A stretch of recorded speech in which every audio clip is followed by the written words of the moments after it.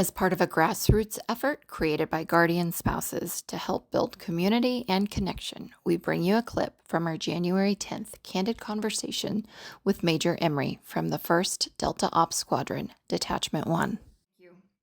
Um, we'll shift gears just a little bit and bring Major Emry in for a few moments to talk briefly and tell us about this exciting and historic event that recently took place and what it means in establishing a new culture that is actively showing appreciation and inclusion to Guardian families. Major Emry?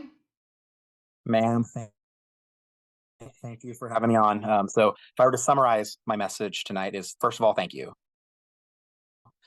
Having our spouses along and having you just invite me to come to this is quite the honor. So I appreciate it. Our small little detachment down here working hard.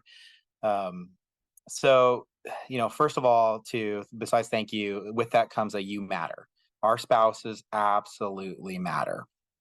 And sometimes, in the course of military careers, you may feel like you're alone in the mission at home, but you're not. The spouse out there with his daytime commander comes home and gets rejuvenated because of you guys, and it's the longevity of our career does rest in your hands.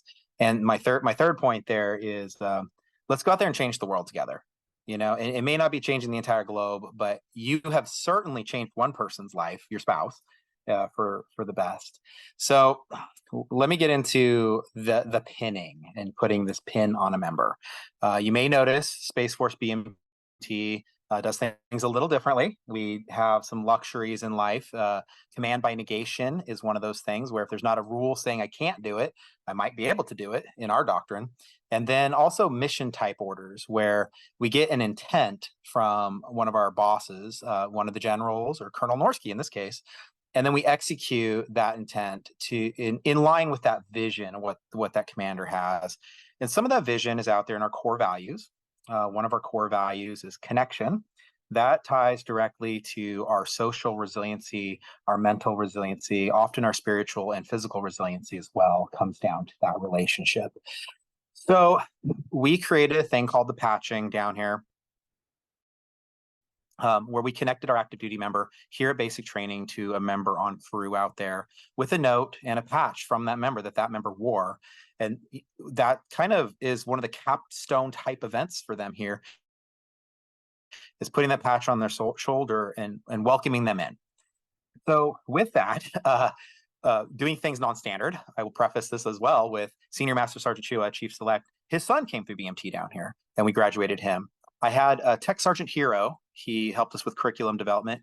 Well, his wife became a trainee of ours, and she mentioned in class one day that she had no idea what her husband even did until now, and until coming to boot camp. And that's kind of a historic thing for us.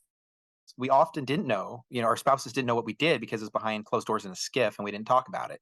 We went and we said we flew a satellite or something, or we did a radar, and it was pretty vague what we talked about. That is not a great long-term solution or the solution necessarily to having a true teammate in your life. So I would also say in my last class, I had a married couple go through.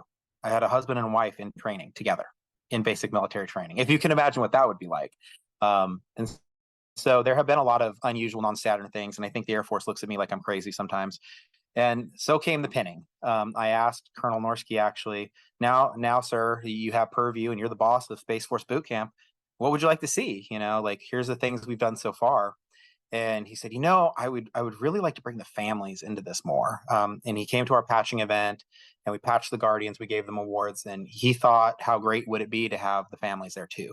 And they do come on the coining and retreat ceremony. They do come to pass and review. But what about our Space Force specific event? Can they come? And so with a lot of back and forth with the Air Force, trying to negotiate, letting that happen, we were able to get the families to come to right after the coin and retreat ceremony when they're on town pass to receive a pin from AFA was the ones who actually funded that for us, thankfully. And we were able to put those pins on those family members, connecting that family member to that trainee. And in some cases, it is the spouse, it's the grandparents in some cases, it's friends in other cases. And so it's all types of family. And I can definitely tell you, seeing the pin on those family members and how proud they were was immense. Well, it goes beyond on just that. Now, yes, I love the family members just for who they are. Colonel Morsky and us, we jump off the stands, go out there and meet the families. The Air Force doesn't do that. And I don't want to talk bad about them. They're just different. We're small and we get to know our trainees in a much different way, and we get to know their families. We're on Facebook with families in some cases. So that connection is awesome. But then they go back home. Those family members go back to their small communities where they're from. And in that community, then they wear that little pin and they say, hey, yeah, my son or daughter or whatever went through basic military training. There is a Space Force. And so they start to generate what's called propensity.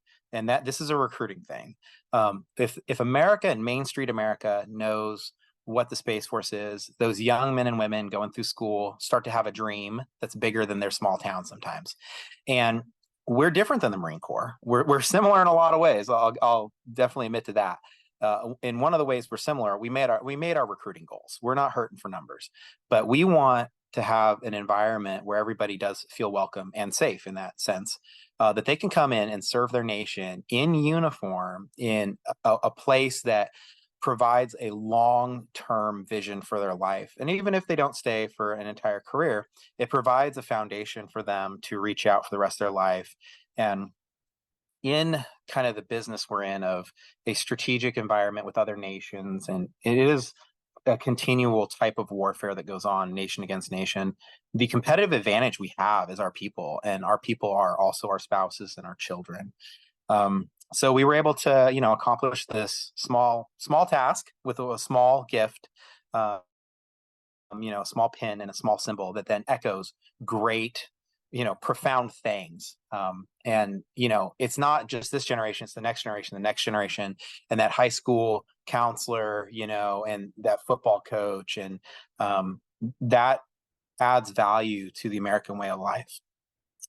And I think that kind of summarizes the pinning. Do you have any questions about any of that?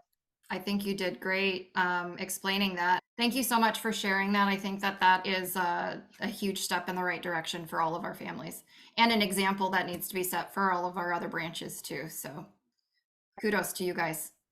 Thank you, ma'am.